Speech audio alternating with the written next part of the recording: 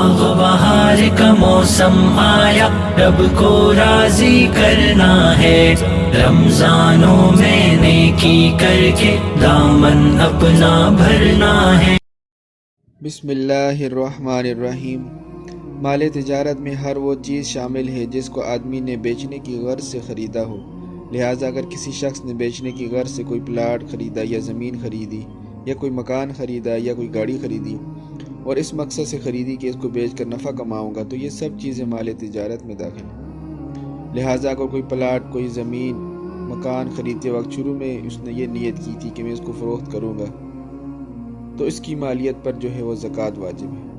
बहुत से लोग होते हैं जो इन्वेस्टमेंट की गर्ज से प्लाट ख़रीदते हैं और शुरू से ही ये नीयत होती है कि जब इस पर अच्छे पैसे मिलेंगे तो इसको फ़रोख्त कर दूंगा और फ़रोख्त करके इससे नफ़ा कमाऊंगा,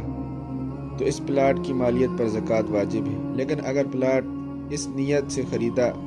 कि अगर मौका हुआ तो इसमें रिहाइश के लिए मकान बना लूँगा,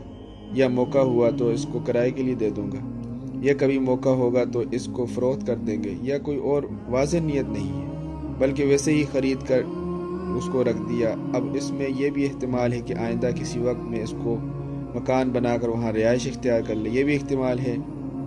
कि किराए पर जो है वो चढ़ा दे, तो ये एहतिमाल भी ये है कि फ़रोख्त कर दे। मुख्तलिफ जो है इसमें वो एहतिमालात हैं। तो इस सूरत में इस प्लाट पर ज़कात वाजिब नहीं, लिहाजा ज़कात सिर्फ उस सूरत में वाजिब होती है जब ख़रीदते वक्त ही उसको फ़रोख्त करने की नीयत हो। यहाँ तक कि अगर प्लाट ख़रीदते वक्त शुरू में ये नीयत थी कि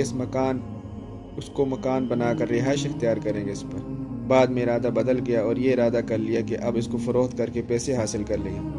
तो महज नीयत और इरादा की तब्दीली से फ़र्क नहीं पड़ता जब तक आप इस प्लाट को वाक़अतन फ़रोख्त नहीं कर देंगे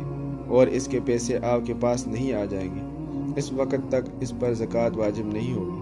बहरहाल हर वो चीज़ जिसे ख़रीदते वक्त ही उसको फ़रोख्त करने की नीयत से ख़रीदा हो वो माल तिजारत है और इसकी मालियत पर 2.5%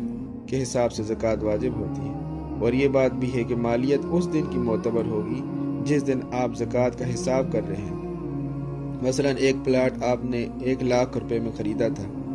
और आज इस प्लाट की कीमत 10 लाख हो गई, तो अब 10 लाख पर 2.5% के हिसाब से ज़कात निकाली जाएगी, 1 लाख के हिसाब से नहीं।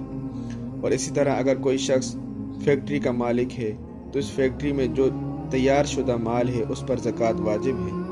इसी तरह जो माल तैयारी के मुख्तलिफ मराहिल में है या ख़ाम माल की शक्ल में, इस पर भी ज़कात वाजिब है। हाँ, अलबत्ता फैक्ट्री के जो मशीनें वगैरह हैं, बिल्डिंग है, गाड़ियाँ वगैरह, इस पर ज़कात नहीं है क्योंकि वो चीज़ें ज़रूरत में आ जाती हैं। इस तरह अगर किसी शख्स ने किसी कारोबार में शिरकत के लिए रुपया लगाया हो